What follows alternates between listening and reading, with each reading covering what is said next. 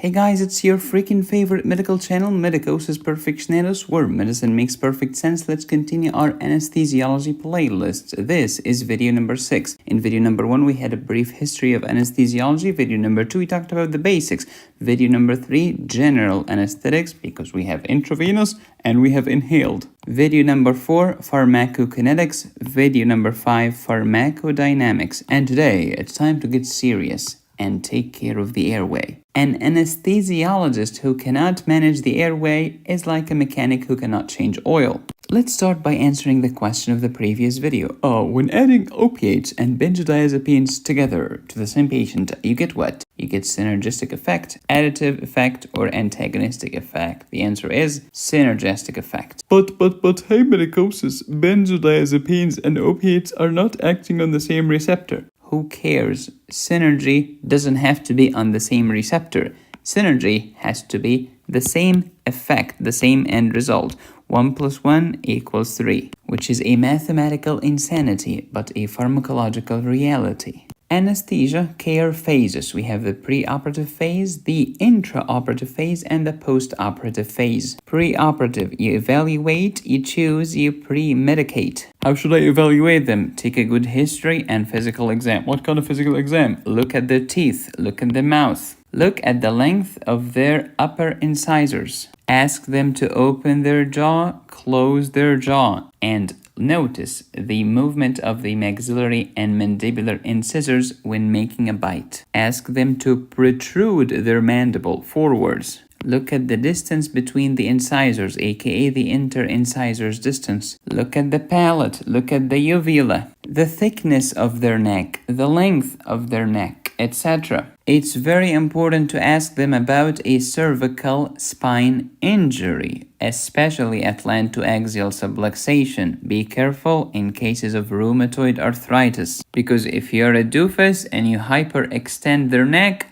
you may kill them or paralyze them. Be careful because there are some genetic diseases that can make your airway management difficult, especially Down syndrome. Why? They have macroglossia, large tongue. They have a small mouth. They have a small subglottic area or subglottic diameter. But it's not just Down syndrome. You also have Turner syndrome, Pierre-Robins syndrome, Klippel-Feil syndrome, Treacher-Collins syndrome, Goldenauer syndrome, and others. And be careful, any condition that has micronathia or small chin can make your life difficult while trying to intubate. Next, you gotta decide and choose which kind of anesthetic will you use. For example, I might choose propofol as my general anesthetic plus vicuronium as a neuromuscular blocker. Should I give them now? No. You will not give them here. You will give them here. So we're just choosing in advance.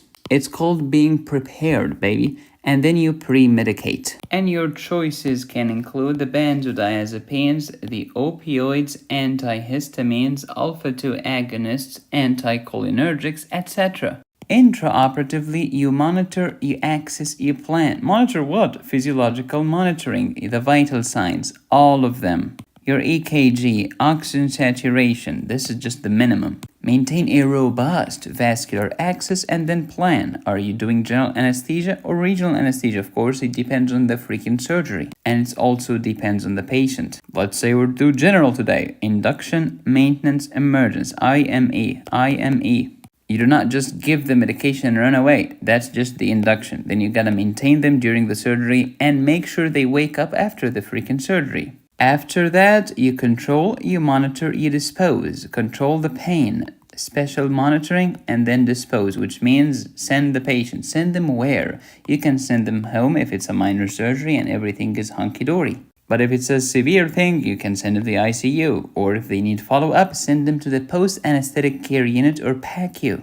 If you have watched my previous videos, you should have memorized this chart by now. Okay, Medicosis, I prepared my patient. I gave propofol and I gave a neuromuscular blocker. Now what? Now you manage the airway. Let's go back to square one. Medicine is about ABCs. the airway, breathing, and circulation. Hey medicosis, I noticed a small mole on the patient's left toe. Oh, shut up. You first focus on the ABCs, airway, breathing, and circulation. If you do not get your ABCs right first, the patient is gonna die while you keep arguing about the border irregularity of the freaking nevus. And here are the 10 commandments of airway management. This is good for surgery, it's good for emergency medicine, it's also good for anesthesia. Because a good rule is a good rule. It's not gonna become a bad rule just because you change departments in the freaking hospital. Rule number 1, if the patient is conscious and speaking in a normal tone of voice, the airway is open as of this moment. This can change in the next second, so always be careful. If you have an expanding emphysema or hematoma, it's getting bigger and bigger and bigger, it can close the airway in the next minute. Thou shalt secure the airway now, before it's too late, baby. Rule number 3, if the Glasgow Coma scale is less than 8, you shall secure the airway right now. Oh, shut up. Secure it now. If the patient's breathing is noisy or gurgly, this is not cool. You should intervene right away. Secure the airway now. What if I suspect that this patient has a cervical spine injury or atlantoaxial subluxation? Thou shalt secure the airway now before addressing the cervical spine injury. And you have 2 options. The first option is hard. You can secure and fix the head and avoid hyperextension, and then you endotracheally intubate. This is for the pros. Or you can do the easy route, which is intubation over a fiber optic bronchoscope. The problem is this takes a lot of time. So if this is an emergency, fiber optic is not an option. Assuming that this is an emergency situation, rule number 6, location. I sound like a real estate agent. If you're outside the hospital, thou shalt secure the airway via cricothyroidotomy or intubation. But if you are in the hospital in the emergency room, thou shalt secure the airway via rapid induction and endotracheal intubation. What if the patient has some serious facial injury and this is interfering with my intubation capabilities? Thou shalt tracheate or cricothyroidate. Tracheate is tracheostomy, cricothyroidate is cricothyroidotomy. If your patient is younger than 12 and you cannot intubate, thou shalt tracheate. Try to avoid cricothyroidotomy. Most doctors are reluctant to do this in young kids because their vocal cords, their larynx are still growing. Infants in general are problematic. Why? The tongue is relatively large, the epiglottis is floppy, and the larynx is more anterior. Where is the narrowest part of the larynx? It's below the vocal cords.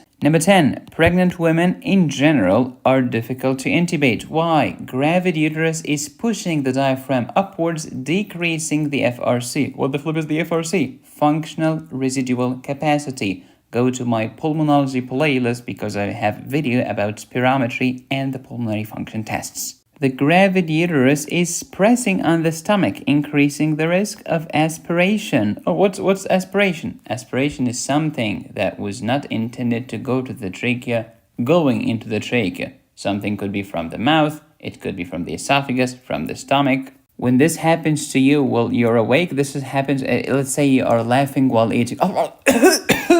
Why are you doing this? To prevent aspiration. Next, large breasts because of estrogen makes laryngoscopy more difficult. Also, there could be some airway edema.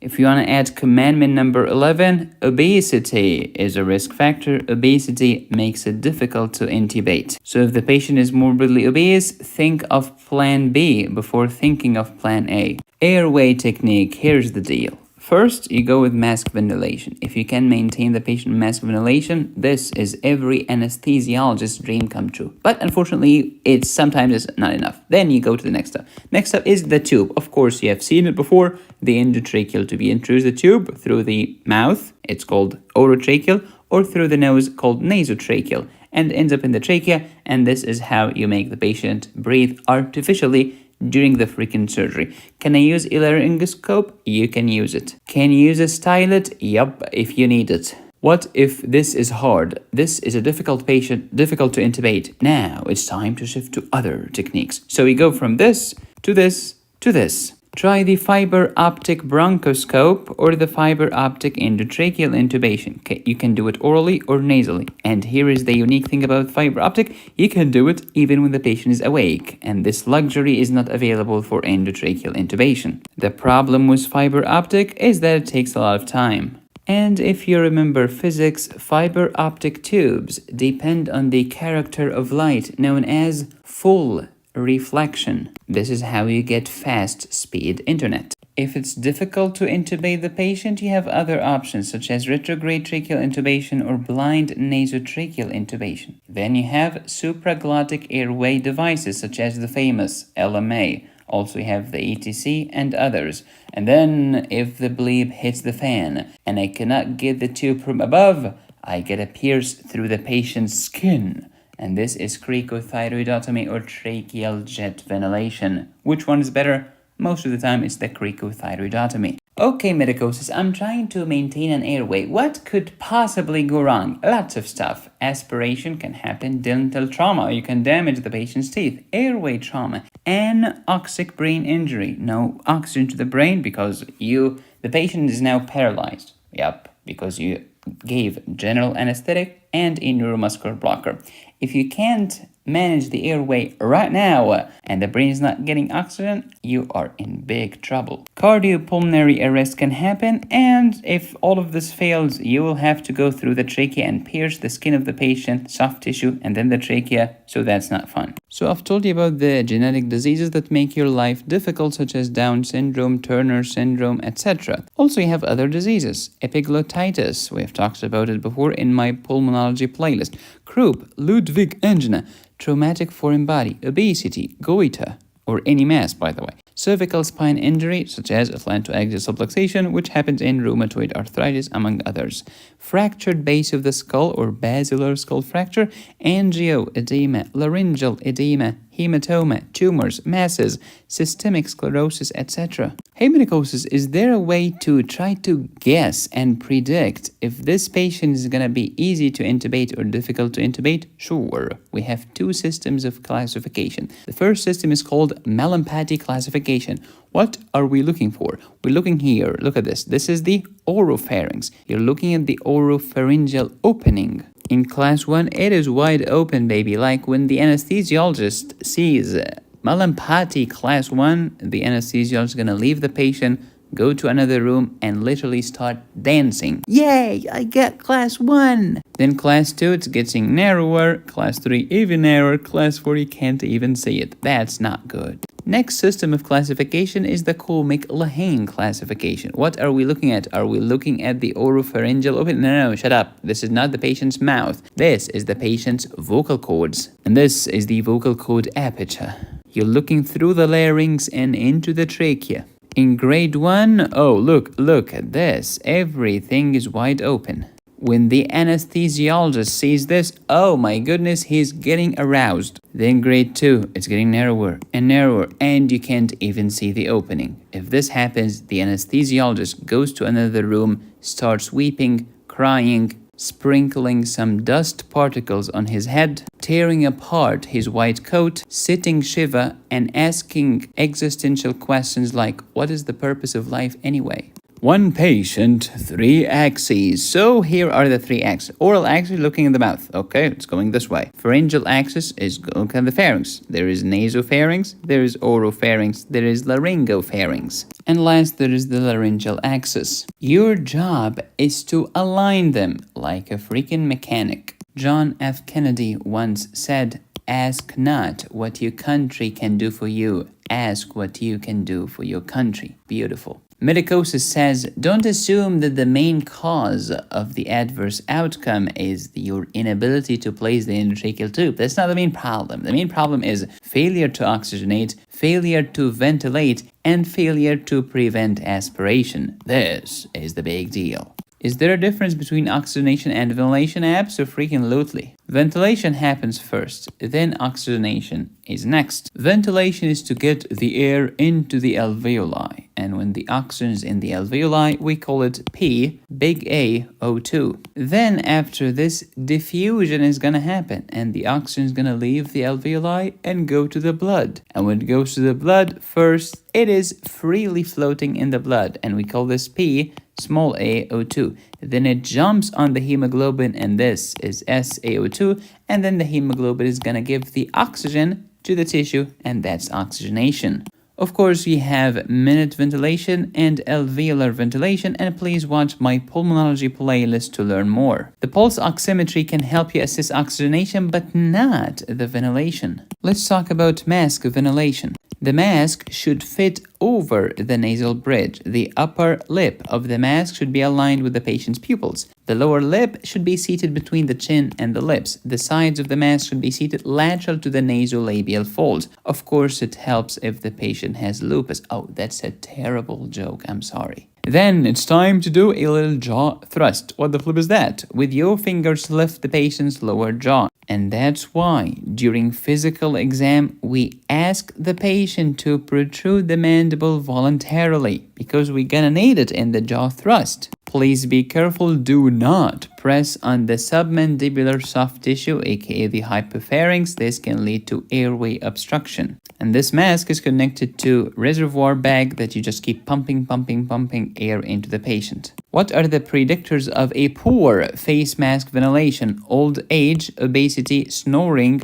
beard. Look at all of this beard action and lack of teeth because the beard action will give you inadequate positive pressure. However, the old age, obesity, and snoring will decrease the compliance and increase resistance. So what do the Hodge twins get? Inadequate positive pressure. It's time to talk about endotracheal intubation, aka classic direct laryngoscopy. Indications if the mask is not enough, if the patient needs to be in a position other than the supine position. Because if the patient needs to be prone or on the side, you cannot use a mask. If the surgery site is near the upper airway, oh, you need to intubate, baby. Provide an open airway. This prevents aspiration for the most part, and if you need frequent suctioning, endotracheal intubation is the way to go. Do not use the endotracheal tube if the patient has an unstable cervical spine, such as atlantoaxial subluxation, which happens in rheumatoid arthritis. If the patient is having an injury to an upper airway, such as a severe maxillofacial trauma, it could be penetrating or blunt force, try to avoid the endotracheal tube. What should I do if I have any of these? Use a fiber optic technique. What is a laryngoscope? Laryngoscope is a device like this. It's a metal handle and it has a blade. What's the function of this? Holds the tongue in place, exposes the glottic opening so that you can introduce the tube like sharp knife through warm butter. The blade, like your underwear, comes in many sizes, shapes, and forms. Some of them are straight, some of them are curved, some of them are straight, but the tip is curved. If you have a problem, you can add a stylet. Slide something like this. Okay, and you have many types. You have the bougie, you have the Schroeder stylet, the lighted stylet, let there be light, seeing optical stylets, or save our souls, no pun intended, Frova intubating introducer. Okay, medicosis, I've introduced the tube. How do I know that the tube is actually in the trachea, not in the esophagus? Well, clinically and radiologically. Clinically, compress the reservoir bag. If the patient's chest is expanding and then relaxing, expanding and expand, then you know it's in the trachea, not the esophagus. Listen to the patient's chest. If you hear bilateral breath sounds, you are in a good shape. If the glass of the tube is fogging on expiration, that's a good sign. If there is carbon dioxide as the patient is expiring, that's a good sign. And you can use capnography. I love this word. Capno means what? Remember hypercapnia? Oh, capno means carbon dioxide. Measure the end tidal CO2. If it's greater than 30 for 3 to 5 consecutive breaths, that's amazing. It means that the tube has reached the trachea. Well done, doctor. Radiologically, just get an X-ray. The patient is difficult to intubate. What should I do? You have other options. Fiber optic techniques. You have fiber optic endotracheal intubation and fiber optic bronchoscope. We have indications and we have contraindications. The contraindications could be absolute, absolutely no, no way. Or relative, maybe I can use that. Indications. If it's difficult to intubate via direct laryngoscopy, the classic way, the endotracheal tube. Unstable cervical spine, injury to the upper airway. In other words, the contraindication of the classic direct laryngoscopy are the indications of the fiber optic one. How about contraindications? Absolute and relative. Absolute if you need an airway right now, because fiber optic techniques take a lot of time. Relative contraindications, any condition that decreases the space available, such as edema, a mass, a tumor, a goiter, a hematoma. Atlantoaxial subluxation or cervical spine instability is a huge topic, was discussed in my rheumatoid arthritis video in my rheumatology playlist. Why does rheumatoid arthritis affect the joint of Luschka between C1 and C2? Because this joint is, guess what? Synovial joint, and this is what rheumatoid affects. Medicine makes so much sense once you understand what the flip you're talking about. Patient is difficult to intubate. You have other options: fiber optic, retrograde, blind, supraglottic, such as the famous LMA. This is huge. The LMA has many types: classical, the LMA, whatever. Why do we need them? If it is difficult to intubate, alright, and what do? It's a combination, use a combo, use two things together. The endotracheal tube plus the LMA. When you add them together, this combo gives you a very, very, very low risk of failure. Even if you're a doofus, you can get away with it. Everything has failed. The bleep has hit the fan. It's time to pierce the patient's skin, pierce the patient's subcutaneous tissue, pierce the freaking trachea or cricothyroid cartilage. Cricothyroidotomy, tracheal jet ventilation, or tracheostomy. Which one is better? Usually cricothyroidotomy. Why? Definitive airway for 72 freaking hours. That's huge. It allows for both inhalation and exhalation.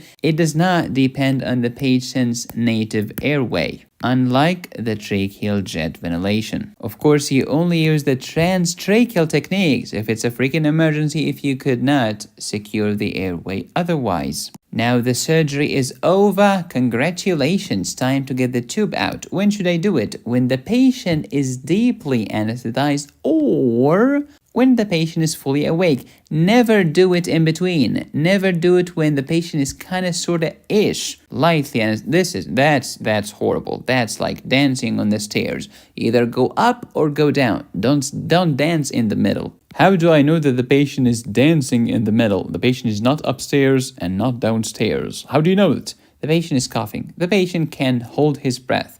The patient has disconjugate gaze. However, the patient cannot fully respond to commands. This is when you know that the patient is not fully awake. How do I do it? Start spontaneous ventilation, breathing with pure oxygen. Make sure that the neuromuscular blocker's effect is fully reversed. Suction, extubate while delivering a positive pressure breath. Do you want the airway to collapse? Do you want laryngospasm? No, add a positive pressure. Please note, if the patient is reaching for the endotracheal tube, this does not necessarily mean that the patient is fully awake. This could be just a reflex. A patient who is fully awake is fully responding to commands. Open your eyes, close your eyes. Look to the right, look to the left. Raise your right arm, raise your left arm. What are the complications of tracheal intubation? Lots and lots of complications.